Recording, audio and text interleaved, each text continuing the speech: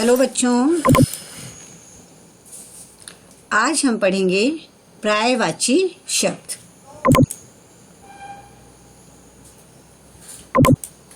तो जैसे कि आप सब देख रहे हैं कि आपके सामने एक पिक्चर लगाई गई है जिसमें आपको सुबह का दृश्य दर्शाया गया है।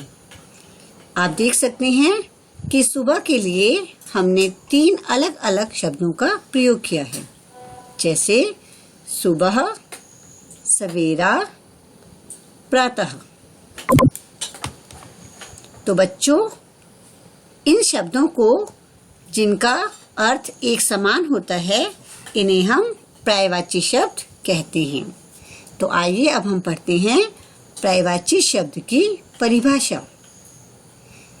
किसी शब्द विशेष के लिए प्रयुक्त समानार्थक शब्दों को पर्यायवाची शब्द कहते हैं। इसीलिए पर्यायवाची शब्दों को समानार्थी शब्द भी कहते हैं। तो आइए अब हम पढ़ते हैं कुछ प्रमुख पर्यायवाची शब्द। जैसे कि आप देख ही रहे हैं, हमारा पहला शब्द है अग्नि। अग्नि को हम आग, अनल या पावक भी कहते हैं। हमारा अगला शब्द है आँख। आँख के लिए भी आप बहुत सारे अलग अलग शब्दों का प्रयोग कर सकते हैं, जैसे दृक्, चक्षु, नयन, नेत्र, लोचन। अब हम पढ़ते हैं आकाश के शब्द। तो आकाश के लिए आप पढ़ सकते हैं अंबर, गगन, नभ, व्योम, अंतरिक्ष। हमारा अगला शब्द है ईश्वर। ईश्वर को आप सभी जानते हैं कि हम भगवान, प्रभु, देव या स्वामी भी कह सकते हैं। हमारा नया शब्द है कमल। कमल के लिए हमारे पास शब्द हैं पंकज, पद्म, जलज, राजीव। इसके बाद है हमारा शब्द किनारा। किनारे के लिए हम शब्द कहते हैं कूल, तट, कगार। हमारा नया शब्द है गंगा। गंगा के लिए आप भागीरथी, मंदाकिनी या सुरसरी का प्रयोग कर सकते हैं। अब आपका नया शब्द है गृह। गृह को हम गेह, गृह, आवास या आलय भी कहते हैं। हमारा नया शब्द है घोड़ा। घोड़े के लिए हम अश्व, तुरंग, बाजी, है या घोटक का प्रयोग कर सकते हैं। हमारा नया शब्द है चंद्रमा। चंद्रमा के लिए आप चांद, चंद्र, इंदु, राकेश या शशि शब्द का प्रयोग कर सकते हैं। आइए हम कुछ और पर्यायवाची शब्दों को देखते हैं। इसमें हमारा शब्द है शरीर। शरीर शब्द के लिए आप काया, तन, देह जैसे शब्दों का प्रयोग भी कर सकते हैं। हमारा अगला शब्द है शत्रु। शत्रु के लिए आप अरि, रिपु, वैरी या दुश्मन का प्रयोग कर सकते हैं। हमारा नया शब्द है सोना। सोना के लिए हम स्वर्ण, कनक, हेम या स्वर्ण जैसे शब्दों का प्रयोग कर सकते हैं। हमारा नया शब्द है सांप। सांप के लिए आप सर्प, नाग, भुजंग या विषधर का प्रयोग कर सकते हैं। अब है सूर्य। और देखो, सूर्य के लिए तो आपके पास बहुत सारे पर्यायवाची शब्द हैं। दिनकर, भास्कर, रवि, सूरज, दिवाकर, भानु। हमने जो अभी कहानी पढ़ी थी उसमें हमने क्या लिखा, उसका क्या नाम था?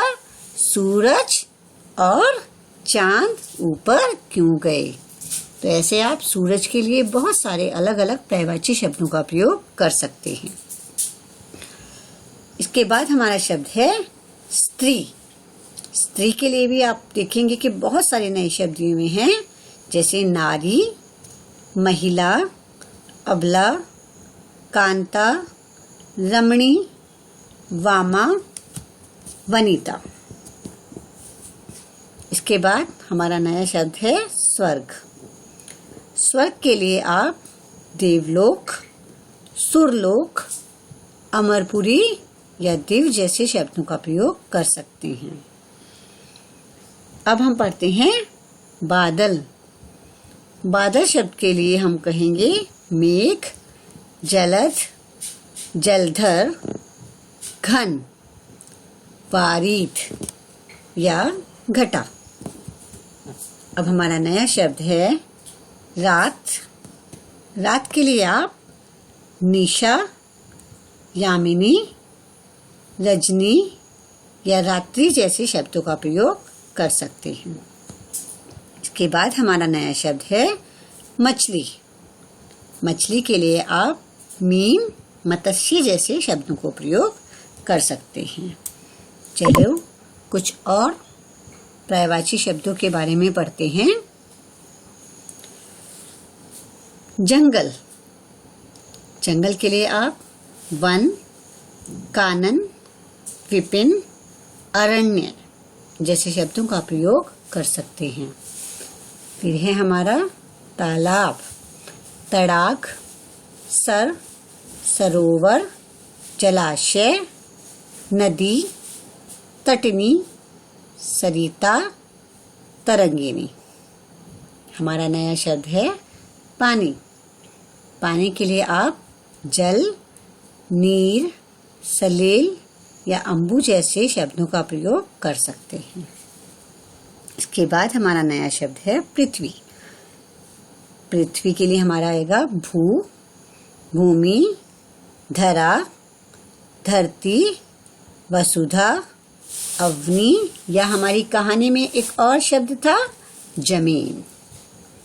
इसके बाद हमारा नया शब्द है राजा। राजा के लिए आप लिख सकते हैं नृप, भूपति, पृथ्वीपति, नरेश, नृपति। के बाद हमारा नया शब्द है मित्र। मित्र के लिए हम लिख सकते हैं सखा, सहचर, दोस्त या मीत। इसके बाद हमारा नया शब्द है सिंह। तो सिंह के लिए आप प्रयोग कर सकते हैं शेर, वनराज, केसरी, मृगराज। आइए अब हम कुछ और नए शब्द देखते हैं। पहाड़। पहाड़ के लिए आप प्रयोग कर सकते हैं अचल, गिरी, पर्वत, भूदर, शैल। और हमारा आखिरी शब्द है फूल। फूल के लिए आपका होता है सुमन, प्रसून, पुष्प, कुसुम।